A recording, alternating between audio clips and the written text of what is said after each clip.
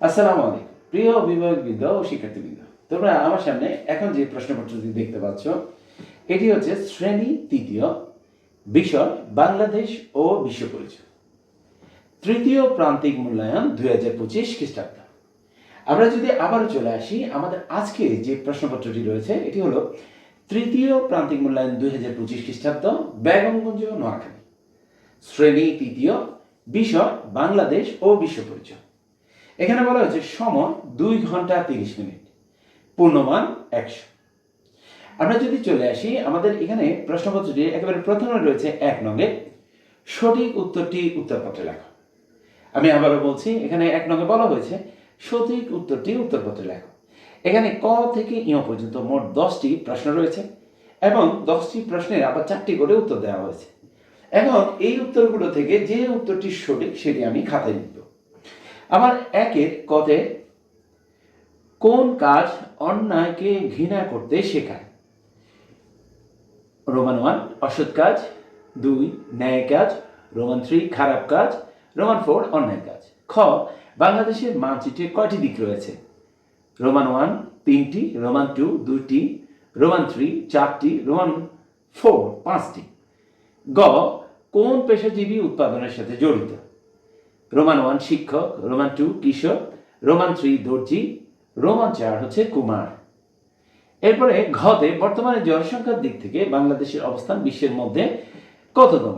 Roman 1 সপ্তম, Roman 2 অষ্টম, Roman 3 নবম, রোমান 4 হচ্ছে দশম।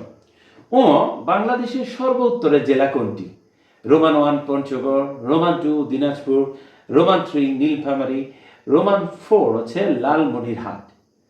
চ কোন বস্তুর দাম পরিশোধের আধুনিক মাধ্যম হলো? রোমান 1 হচ্ছে পেশা, রোমান 2 টাকা, রোমান 3 প্রাণী, রোমান 4 হচ্ছে সঞ্চয়। ছ জরুরি সেবার জন্য কোন নম্বরে টেলিফোন করতে হবে? রোমান 1 899, রোমান 2 888, রোমান 3 999, রোমান 4 হচ্ছে 998। জ নাম্বার যারা পোশাক তৈরি করেন তাদেরকে বলা হয়?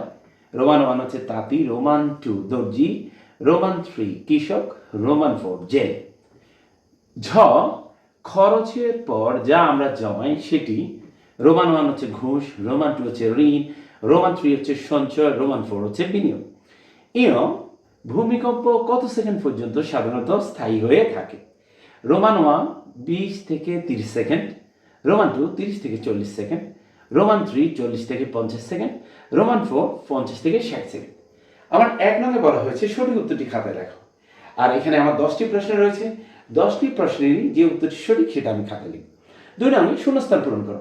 এখানে ক থেকে ও পর্যন্ত মোট 5টি প্রশ্ন রয়েছে এবং এই 5টি প্রশ্নে আমাকে শূন্যস্থানই আমাকে পূরণ করে দেখাতে হবে। আমার কতে বলা হয়েছে সত্য কথা বলা ঢ্যাঁস কাজ। খতে শিক্ষিত ও দক্ষ মানুষ হচ্ছে ঢ্যাঁস। গ কৃষক, জেলে ও খামারি সকলে নানা জিনিস ঢ্যাঁস করেন। ঘ প্রয়োজনের বেশি খরচ করলে টাকা ঢ্যাঁস হয়। ও বন্যা একটি ঢ্যাঁস দুর্যোগ। আমার 2 নঙে শূন্যস্থান পূরণ করো। এখানে ক থেকে ও পর্যন্ত মোট 5টি শূন্যস্থান রয়েছে এবং এই শূন্যস্থানগুলো আমি খাতায় লিখব। এরপরে আমরা 3 নঙে চলে আসি। 3 নঙে বলা হয়েছে নিচের বাক্যগুলোর মধ্যে কোনটি শুদ্ধ অথবা অশুদ্ধ তা বাক্যের ডান পাশে লেখো। আমার 3 নঙে বলা হয়েছে নিচের বাক্যগুলোর মধ্যে কোনটি শুদ্ধ অথবা অশুদ্ধ তা বাক্যের ডান পাশে লেখো। আমার এখানে ক থেকে ও পর্যন্ত মোট 5টি বাক্য রয়েছে। আমি প্রথমে বাক্যগুলো লিখব, এরপরে এর সামনে কি লিখব? শুদ্ধ অথবা অশুদ্ধ লিখব। আমার এখানে কতে আছে আমরা অন্যায়কে ঘৃণা করব। খতে শ্রেণীকক্ষে পাঠদান করেন ডাক্তার। গ আমরা অপচয় করব না।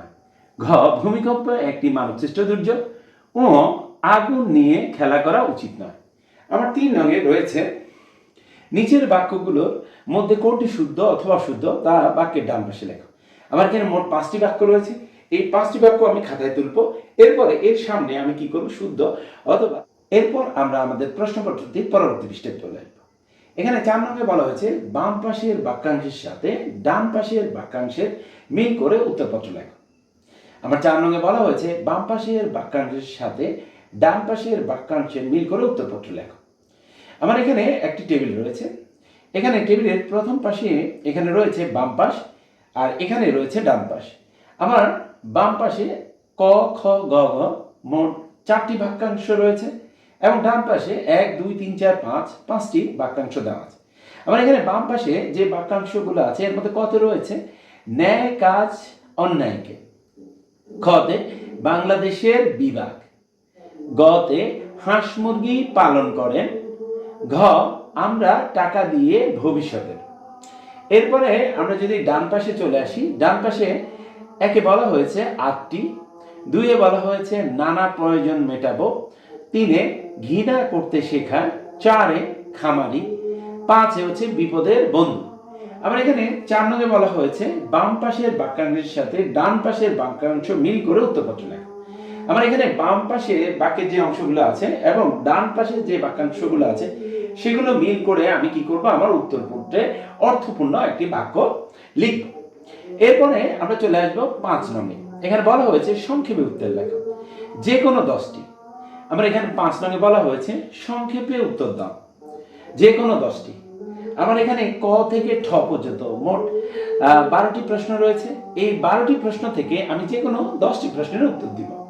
আমার এখানে কতে বলা হয়েছে আমাদের ন্যায় কাজ করা উচিত কেন, খতে কৃষিজাত পণ্য বলতে কি বোঝায়, গ বাংলাদেশের প্রধান শিল্পজাত পণ্যের নামগুলো লেখো, ঘ যারা সেবা প্রদান করে এমন 3টি পেশাজীবীর নাম লেখো, ও আমরা কেন সঞ্চয় করি তা 3 বাক্যে লেখো, চ আগুন লাগা 3টি কারণ লেখো, ছ বন্যায় ক্ষয়ক্ষতি কমানোর জন্য আমরা কি করতে পারি, জ ভূমিকম্পের ঝুঁকি মোকাবেলার 3টি করণীয় লেখো, ইয় চা কে অর্থকরী ফসল বলা হয় কেন, টতে কাঠমিস্ত্রি কাঠ দিয়ে কি কি তৈরি করে, ঠ একজন শিক্ষক কি কাজ করে থাকে। আমার এখানে 5 নম্বরে বলা হয়েছে সংক্ষেপে উত্তর লেখো। আমার এখানে যে 12টি প্রশ্ন রয়েছে এই প্রশ্ন থেকে আমি আমার পছন্দ মতো যে কোনো প্রশ্নের যে কোনো 10টি প্রশ্নের উত্তর আমার খাতায় লিখব। এরপরে 6 নম্বরে বলা হয়েছে নিচের যে কোনো 4টি প্রশ্নের উত্তরপত্রে লেখো। আমার এখানে 6 নম্বরে বলা হয়েছে নিচের যে কোনো 4টি প্রশ্নের উত্তরপত্রে লেখো। এখানে ক থেকে চ পর্যন্ত মোট 6টি প্রশ্ন রয়েছে। এই 6টি প্রশ্ন থেকে আমি যে কোনো 4টি প্রশ্নের উত্তর খাতায় লিখব। আমার এখানে কতে বলা হয়েছে ন্যায় কাজ কি, ন্যায় কাজের গুরুত্ব বর্ণনা করো। আমার কতে বলা হয়েছে ন্যায় কাজ কি, ন্যায় কাজের গুরুত্ব বর্ণনা করো। খতে যে দেশের মানব সম্পদ যত উন্নত সে দেশ তত উন্নত কেন, বর্ণনা করো। খতে যে দেশের মানব সম্পদ যত উন্নত সে দেশ তত উন্নত কেন। গ কৃষকদের আমরা সম্মান করব কেন, কৃষকদের উৎপাদিত 6টি ফসলের নাম লেখো। গ কৃষকদের আমরা সম্মান করব কেন, কৃষকদের উৎপাদিত 6টি ফসলের নাম লেখো। ঘ সঞ্চয় বলতে কি বোঝায়, তুমি কেন সঞ্চয় করবে, 2টি কারণ লেখো। তুমি কিভাবে সঞ্চয় করবে, 4টি উপায় লেখো। ঘ সঞ্চয় বলতে কি বোঝায়, তুমি কেন সঞ্চয় করবে, 2টি কারণ লেখো। তুমি কিভাবে সঞ্চয় করবে, 4টি উপায় লেখো। ও আগুন লাগার 4টি কারণ লেখো। আগুন লাগলে কি করা উচিত, 4 বাক্যে লেখো। ও আগুন লাগার 4টি কারণ লেখো। আগুন লাগলে কি করা উচিত, 4 বাক্যে লেখো। চ বাংলাদেশের প্রধান দুর্যোগগুলোর নাম লেখো। ভূমিকম্পের মোকাবেলায় 6টি করণীয় লেখো। চতে বাংলাদেশের প্রধান দুর্যোগগুলোর নাম লেখো। ভূমিকম্পের ঝুঁকি মোকাবেলায় 6টি করণীয় লেখো। প্রিয় শিক্ষার্থীরা, আমরা যদি একটু লক্ষ্য করি আমাদের বাংলাদেশ ও বিশ্ব পরিচয় প্রশ্নে সঠিক উত্তরটি খাতায় লেখো, শূন্যস্থান পূরণ করো, শুদ্ধ অশুদ্ধ, বাম পাশের সাথে ডান পাশের মিলকরণ, সংক্ষেপে উত্তর লেখো। এছাড়াও বর্ণনামূলক প্রশ্নের উত্তর দিতে বলা হয়েছে।